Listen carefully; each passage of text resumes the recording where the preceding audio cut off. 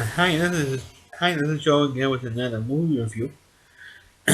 So in this video, I'm going to be doing the 1986 film Nothing in Common, starring Tom Hanks, Jackie Gleason, and Ava Marie Saint. Now, the reason why I'm doing this movie is because number one, I recently saw this film, and two, of course, it's the 30th anniversary of this movie. Well, of course, nowadays, if a movie like this, like Nothing in Common, came out today in 2016 instead of back in 1986, people complain it's too predictable, and it is kind of predictable. Some of the movies like that again that came out, including one a couple years later called Memories of Me, starring is almost the same topic, starring Billy Crystal and comedian Alan King. Um, but I'm discussing that movie. I'm discussing Nothing in Common. Well, like I said earlier, it does star Tom Hanks in one of his early roles.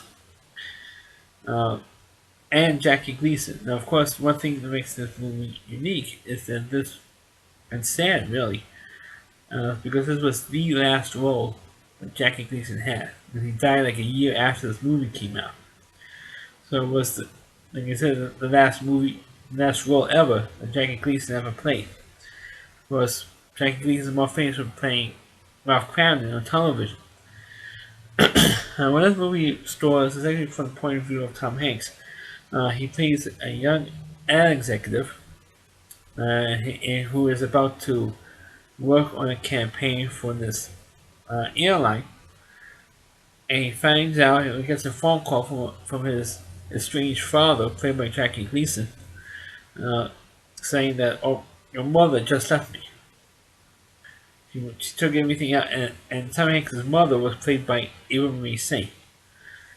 And of course, he has that personal drama going on between the two parents and getting divorced, and Tom Hanks never had such a great relationship between both parents really, but he had a slightly better relationship with his mother than with his father. And his father also worked as ad executive for a different agency. Uh, you notice how lousy that he treated that Frankie treated his son, how he treated his mother badly, he treated Tom Hanks badly, and all this stuff. And meanwhile, on a side note, Tom Hanks, like I said earlier, Tom Hanks is trying to work on his major ad campaign. And what makes the only real funny part was he ended up having an affair with Celia Ward, who was still major high at that time. She was in the movie Against All Odds. So she's in this movie, and of course Tom Hanks, like his father, was a womanizer. Now, the one thing that they did have in common is that both of them were womanizers, and he didn't know that his latest fling happens to be the daughter of the owner of the airline company that he's doing the ads for. He's trying to do a new ad campaign for this company. Uh, which made it a little bit funny, uh, but of course, like I said, the problem is he's dealing with his that Tom Hanks' character is dealing with his family drama, with his parents being divorced after 36 years of marriage.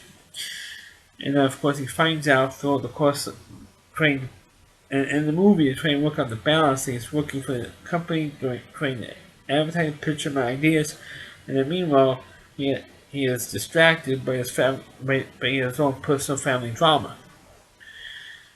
And then, of course, you hit when all that stuff was going on, you had more family drama over the fact that his father, uh, again played by Jackie Gleason, has diabetes, and he's not really taking care of himself because his behavior is the same as it's always been since Tom Hanks' character was born, and of course he doesn't really give a shit. He doesn't care.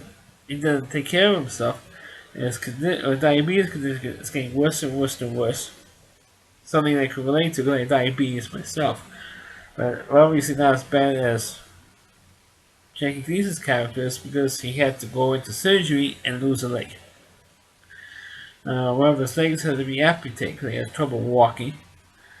And you see that through the course of the film that he has trouble walking, going up steps, uh, just walking from went up steps at the subway station, and just doing regular errands and trouble walking because of his diabetes condition. So of course, until it gets to the point where he, of course, has to have one of his legs amputated, and of course his wife comes in to sees him, or soon to be ex-wife, uh, and of course Tom Hanks says when you visit Dad in the hospital, he might die from this operation. Uh, he says, and she says to Tom Hanks is that sorry I can't do it or the abuse, and I finds out not only was she he abusing her, but she was having an affair on him, or even Marie Saint character was having an affair with another guy who wasn't her husband. So Tom Hanks gets floored by all this stuff. Not only does he knew what his father was doing, but he didn't know that his mother was also a floozy. So you have all this garbage going on top of the fact that his father might die from the amputation of his leg, because it is a serious operation. So of course, what happens? He does have the operation, and Tom Hanks goes by and picks him up.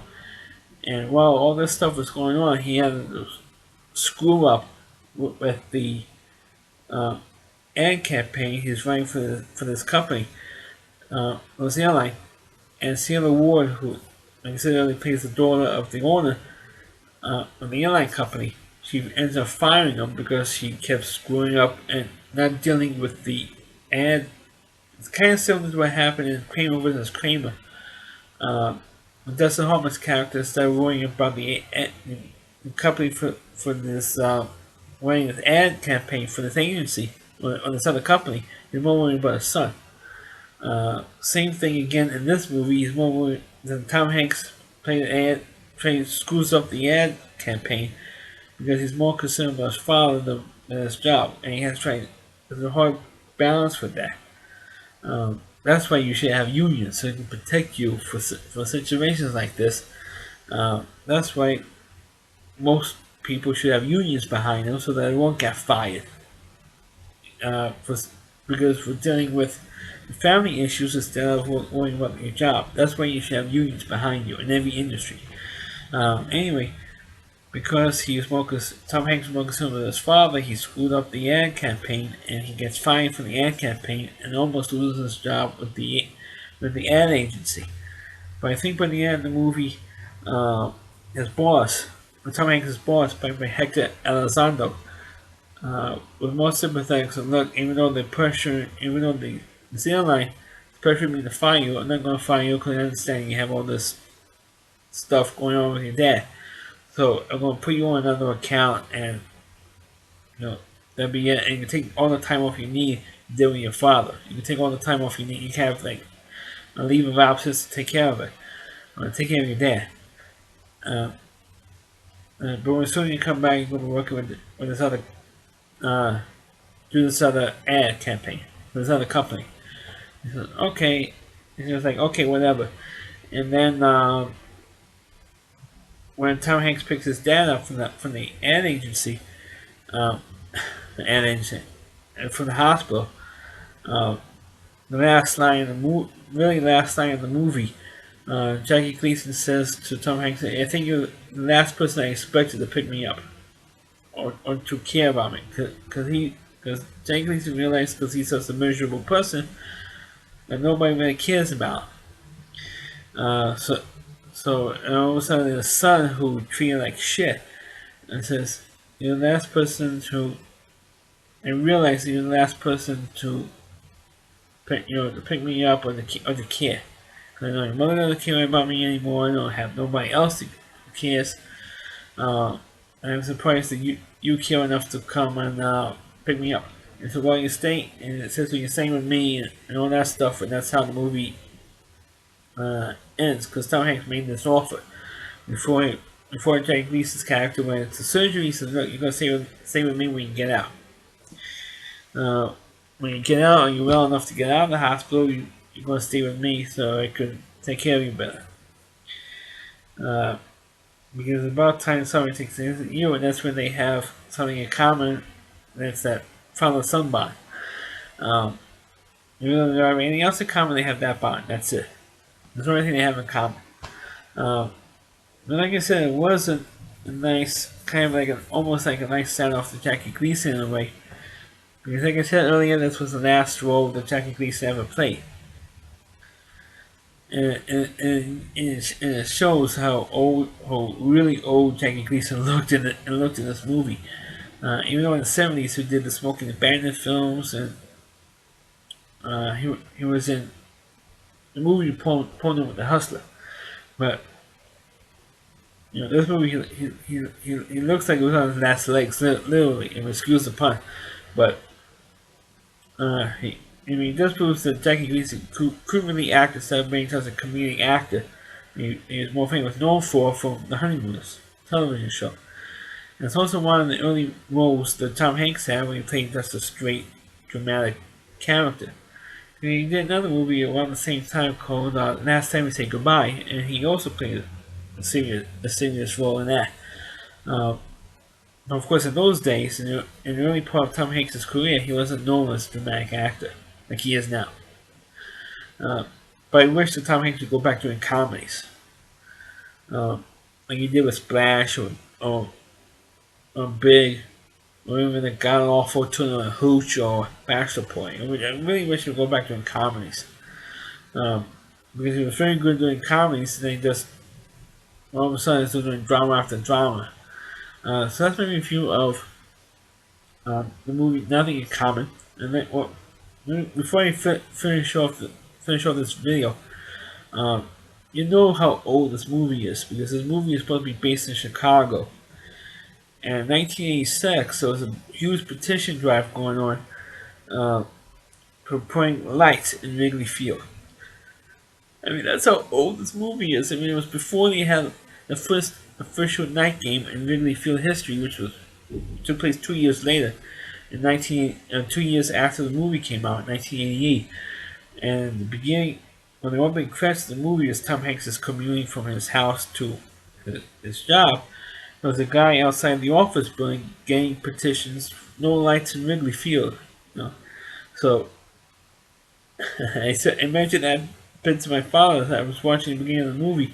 I said, you know how old this movie is when they have a petition drive keeping lights out of Wrigley Field. But to the movie itself, it is a good movie, and like I said, it is a predictable film. Because there were so many other types of these particular stories throughout the rest of the 80s, really.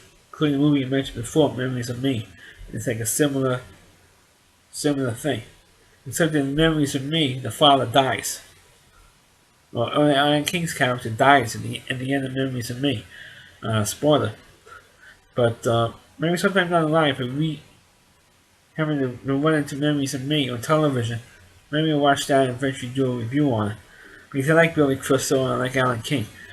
But in terms of no getting off kilter again, Nothing in Common is one of the early movies of this type to come down the pike.